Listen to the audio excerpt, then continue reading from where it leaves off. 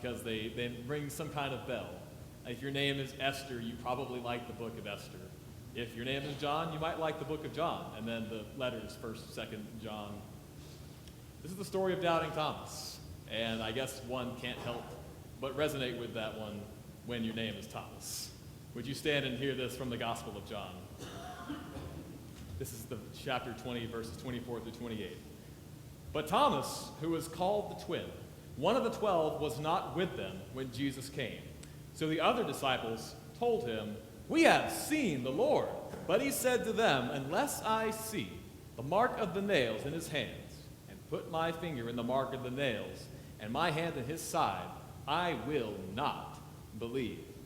A week later, his disciples were again in the house, and Thomas was with them. Although the doors were shut, Jesus came and stood among them and said, "Peace be with you."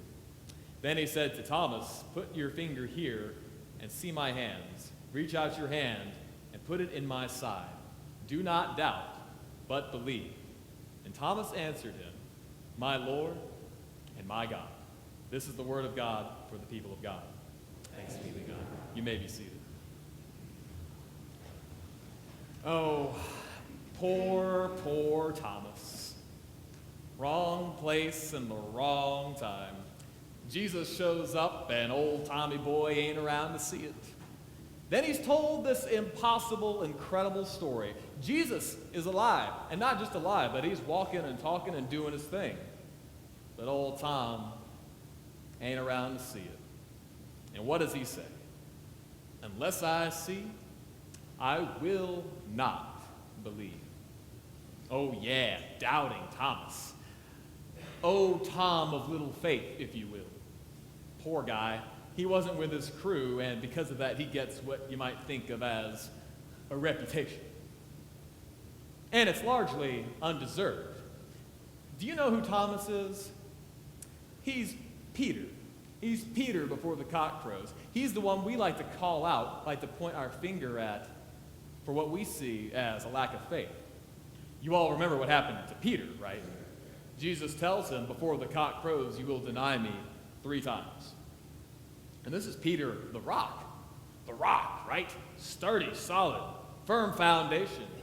But we all witness the rock crumble.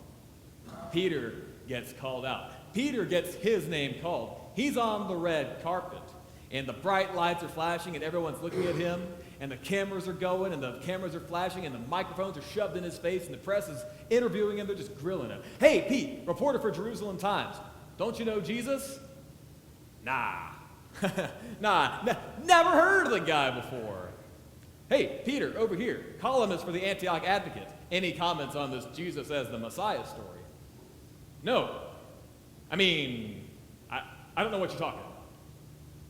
One more time. "Hey, Simon Peter, over here, Jericho Associated Press. We're offering you amnesty if you'll give us an exclusive interview on this Jesus character." "I'm sorry, I'm unable to comment at this time."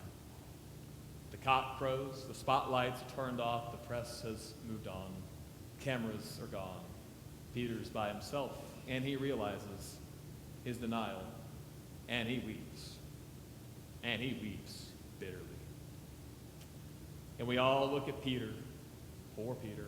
We all look at Peter, and we point our fingers and we say, "You, how could you? You were the rock. You swore you would stand by him. You said you would never leave him, and look what you did. You denied him, just like he told you would, just like you said you would not, but you did. How could you? How could you?" And he's an easy target, isn't he? I've got a question for you. Where are the others? Where are the sons of Zebedee, whose very mother asked Jesus to make them the greatest among the disciples? Where are Matthew and Andrew? As it pertains to today, where's Thomas? Where did they all go? Back to the upper room? Cloaked in dark corners? Scattered to the 4 winds? Almost, it seems, to never be heard from again. Hiding. There's no denying Peter's denial. But in a way, perhaps, he was the bravest of all of them. You may have heard it said in basketball or in hockey, you miss 100% of the shots that you don't take. Meaning, if you don't risk, you don't ever attempt a shot. It doesn't show up on the scoreboard, the box score, as a miss. But deep in your heart, you know you missed because you never attempted, you never took that risk. Well, like that, the disciples are falling into that kind of category. They never had to risk a denial like Peter's because they kind of removed themselves from a denying situation, from any scenario which would require them to say yes or no. They miss 100% of the shots they don't take. They never get asked. They don't have to deny. Peter, I think, takes that prediction from Jesus as a challenge.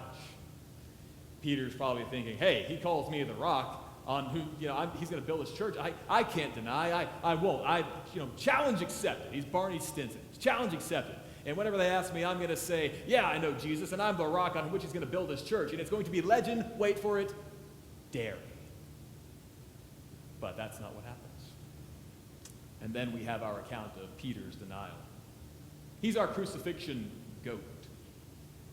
Returning to Thomas, Thomas is our resurrection goat. The spotlights are back on and the press is back. You know how the press is. No offense to anyone. I love the press. Tom is on the red carpet and everyone's drilling him, interviewing him. The cameras are flashing, the cameras are rolling, microphone shoved in his face. He's told this incredible story. Jesus up, alive, walking, talking, doing his thing. And he says, I'll believe it when I see it. He must have been from Missouri. And now he's the doubting Thomas, just as Peter was the denier. And he becomes the one that we point our finger at. Well, again, perhaps it's the disciples unnamed that deserve a bit of attention. They were all gathered. They all saw, and they all witnessed the risen Christ at the same time.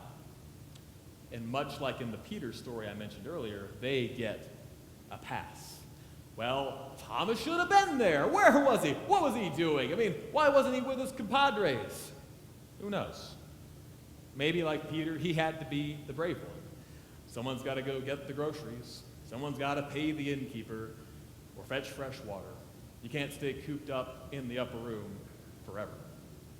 The other disciples see Jesus and they get that free pass. Thomas doesn't, and he gets his reputation. And I think what we inherit from this story is a fear.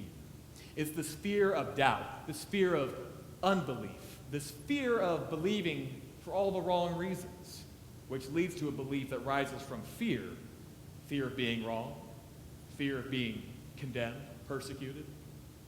St. Augustine, I think, would liken that to loving God for all the wrong reasons. For loving God because if we don't, we're told we're going to burn, instead of loving God because we want to, in our deepest places, in our hearts, we want to love God for God's sake. Or in the present case, in Thomas's case, believing Jesus is risen because we're scared not to believe. We're scared to have any doubt of any kind. Now there's a scene from a movie back in, I think, 2003, 2004. It's called The Chronicles of Riddick, and I'm a sci-fi nerd, and I love it. It takes place in deep space and galaxies unknown. The bad guys, called the Necromongers, are after our anti-hero named Riddick, or Vin Diesel, a commander in the army, Commander Vaco. He's sent to chase after him into deep space. And he's far away from his boss, and he's far away from the other commanders and the other, power people. And he gets questioned by someone called the Purifier. And the conversation goes a little something like this. The one known as the Purifier says, they can be quite a test, these deep runs, tests of our inner selves. Don't you find that to be true? And Vaco, you can picture him kind of puffing his chest out and his armor and regalia, and he says, impatiently, some men do. The Purifier continues. Just being so far from the Armada, the mind can start to fill with strange thoughts, doubts. Do you ever have doubts, Vaco, about the campaign, about Lord Marshall? And then Vaco pulls out his commander's handbook and just has his answer, this ready-made answer, straight from his commander's handbook. First and always, I am a necromonger commander. So if you're here to test my loyalty, you succeed only in testing my patience. Did Vaco have any doubts? No spoilers. I hope that you find this movie to rent or to own and watch it on a rainy afternoon, perhaps this very one. But his response says a lot. The Lord Marshal is, in this universe, one of the most powerful men. To doubt is to fear. To doubt is to risk wrath. Do we feel that way about God?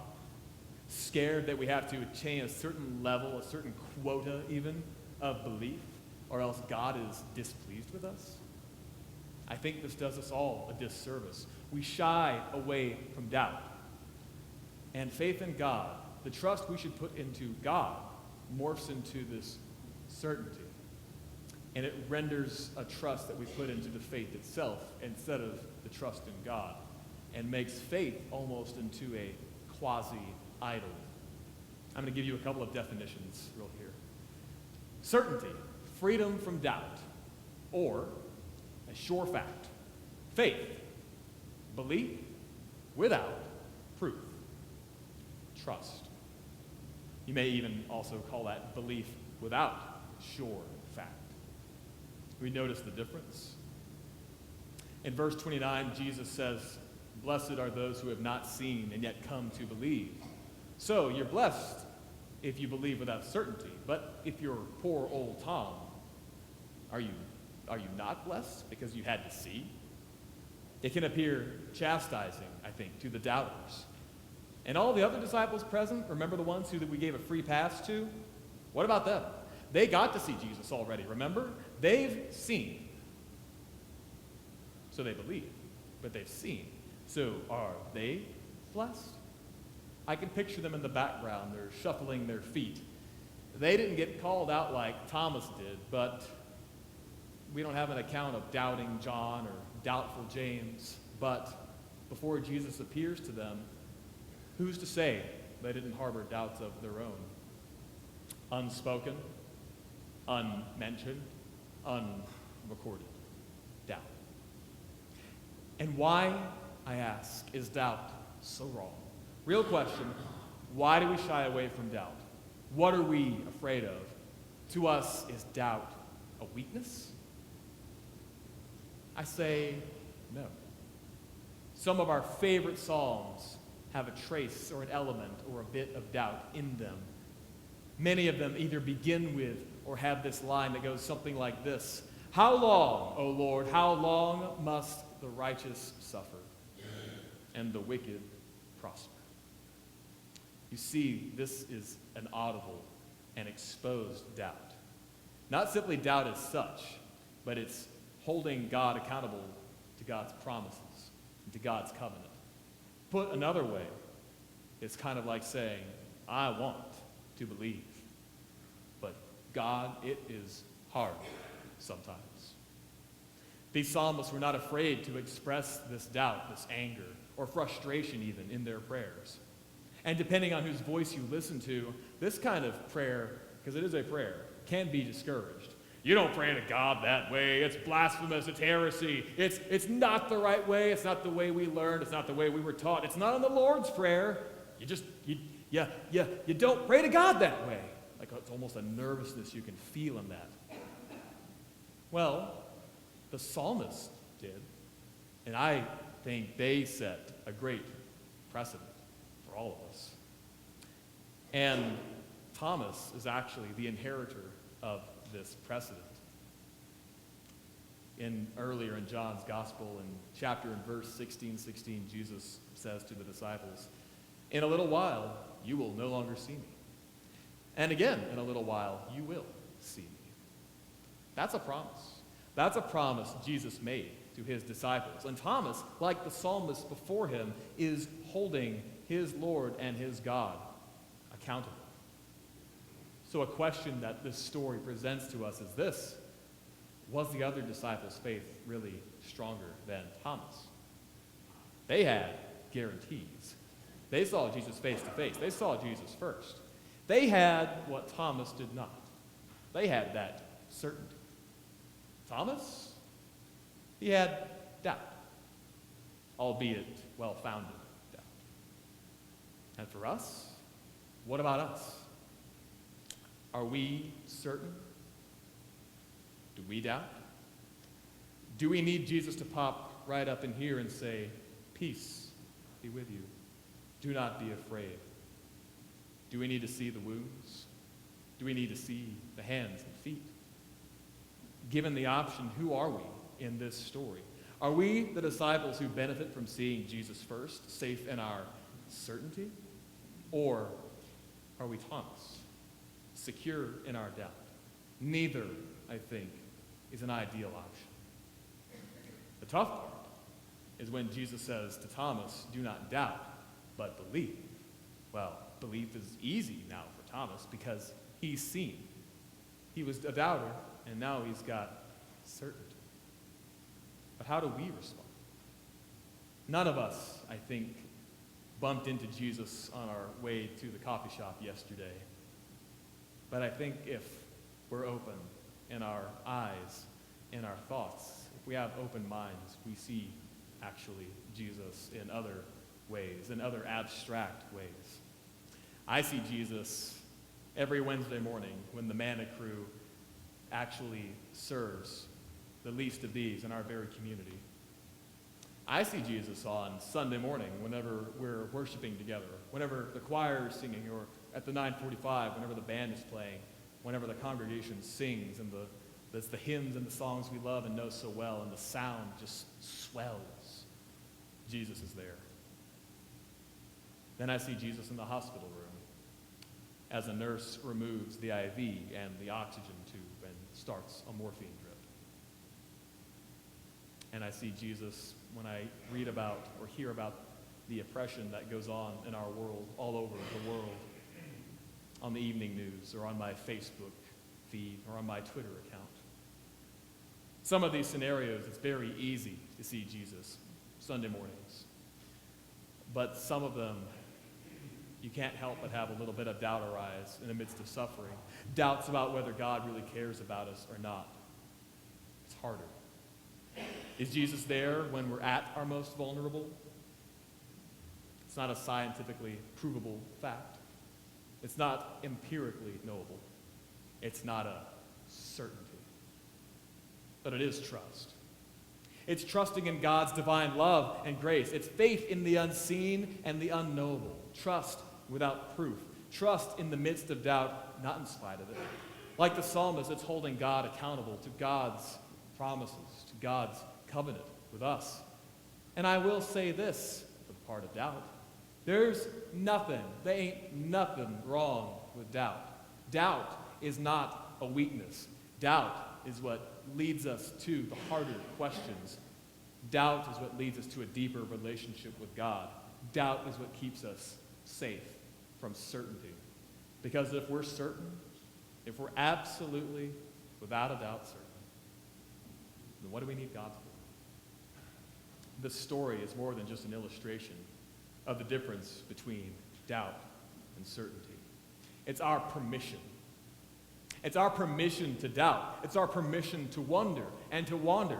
And take comfort in this. We are not alone in our wondering and in our wandering and in our doubt. I'm going to let you in on a little secret. This is something I learned in seminary. You may never hear this from anyone else. But everyone in this room, regardless of whether you went to seminary or not, is a theologian. And you may not think of yourself in that way. But I want you to think of all the great theologians that we know by name. Luther, Calvin, Wesley, Schleiermacher, Bonhoeffer, James Cone, Cornel West, Barbara Brown Taylor, Bell Hooks, Anne Lamott. They weren't born with the wisdom that we gained from them. They spent and spend, some of them, their entire lifetimes with doubts and questions that lead them to a different and a deeper understanding of just who God is and how God is at work in the world. So if you start having those questions, or doubts, if you want to call it that, be not afraid. You are in good company. Remember Wesley himself, who was once upon a time an ordained Anglican priest, had doubts of his own. Don't run from doubt, fearing condemnation or fearing doubt as a weakness.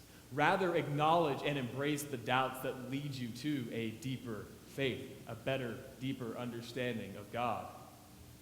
Doubting Thomas. Maybe we're more like him than the other disciples. Maybe we have to spend a little time with doubt in order to discover and rediscover faith, to find trust, to believe in the impossible. Maybe we need to see Jesus risen apart from and differently than the rest. And whenever we do see the risen Christ, in whatever way that happens for us as individuals, may we fall on our knees, metaphorically or even literally, and then and there proclaim, "My Lord and my God."